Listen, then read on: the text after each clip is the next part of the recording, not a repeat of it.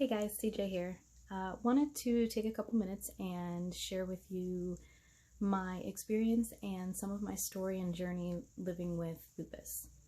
I was 9 years old when it was my mom who actually first noticed symptoms of unusual joint pain, muscle pain, began to keep a detailed log of my symptoms, and this was actually key in helping me receive a quick diagnosis. It was 6 months later that I was diagnosed with lupus and started the first medication that I would have to take for the rest of my life. The next several years I spent in and out of periods of remission. Remission is the absence of symptoms or disease inactivity. I would have a flare-up here or there, and actually at this time I was told I was lucky because I had the mild kind of lupus. Lucky me. Fast forward to 2012, I was about 23, and I started experiencing more symptoms: weight loss, increased fatigue, chronic migraines. My body would physically hurt to the touch, horrible back pain. Soon after that, I was diagnosed with pernicious anemia and fibromyalgia and began taking more medication.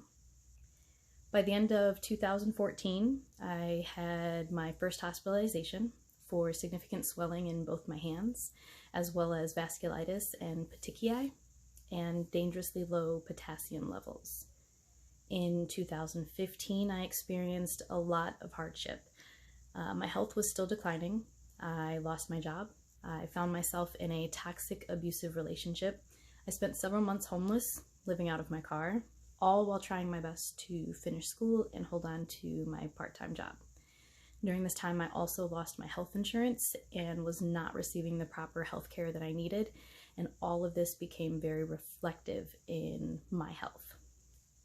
In 2016 is when my organs became involved, and I experienced the classic lupus butterfly rash, which is the rash that goes across the cheeks, the bridge of the nose to the other cheek, and can even go up over the eyebrows, which it did for me.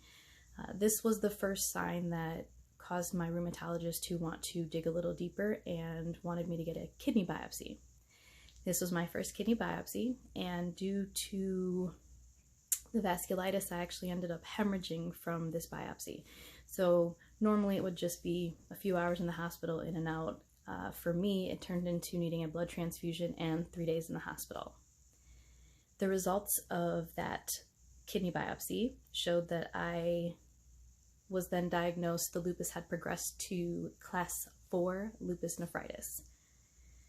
It was at this point that I realized just how naive I had been about this disease and began to slowly understand the toll and impact it was about to take on my life.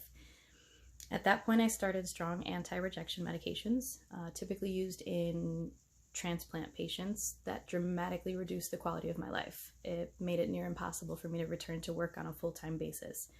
A second kidney biopsy, about a year later in October of 2017, revealed that the medications were unsuccessful and that we had kind of exhausted all of their options, and I needed to start chemo to halt the progression of the lupus in my kidneys.